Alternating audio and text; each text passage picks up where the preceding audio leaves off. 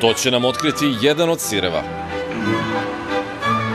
Neki čak i mirišu poput ovih mekih sireva, Tilsiter, Appenzeller ili Roquefort.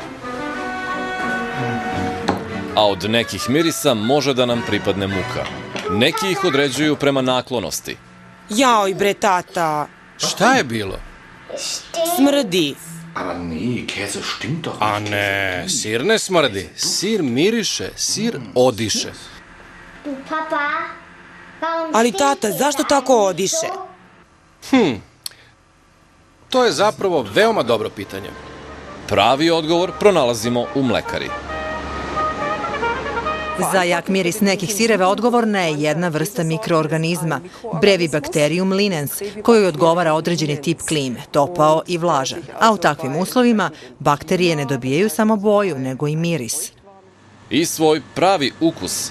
U mlekari se bakterije prvo potope u vodu kojom se kasnije prska mladi sir.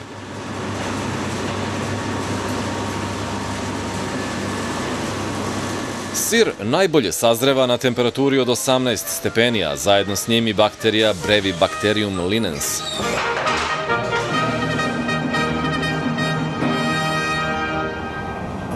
Za samo 6 nedelja sir dobija tipičnu ročmir boju.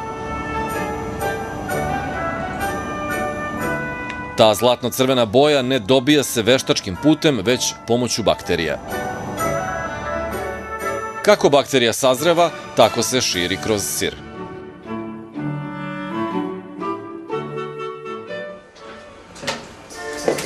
A vonj je sasvim slučajno otkriven pre 200 godina.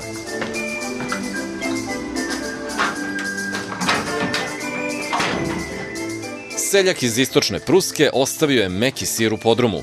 Nedeljama kasnije, kada je osetio smrad crvenog gornjeg sloja sira, pomislio je da se sir pokvario. Ipak, pobedila je radoznalost. Tako je, Brevibacterium linens nalazi se u svakoj sredini koja je topla i vlažna, a ne kisela.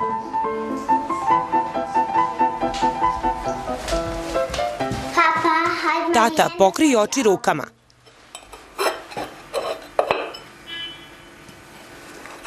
Pomiriši ovaj sir. Baš dobro. Vrlo jak miris. Ali znamo i za stopala koja smrde isto kao sir. Postoji li veza između smrada stopala i ubuđelog sira? Ista bakterija odgovorna je i za miris stopala, jer je u cipelama toplo i vlažno, a pH vrednost je neutralna. Bakterije se zbog takvih uslova održavaju u cipeli, tako da pranje stopala ništa ne vredi. Pošto je bakterija uporna, jedino što možete da uradite jeste da redovno perete čarape i dezinfikujete cipele, inače ćete svaki put kada se izujete uživati u mirisu sira.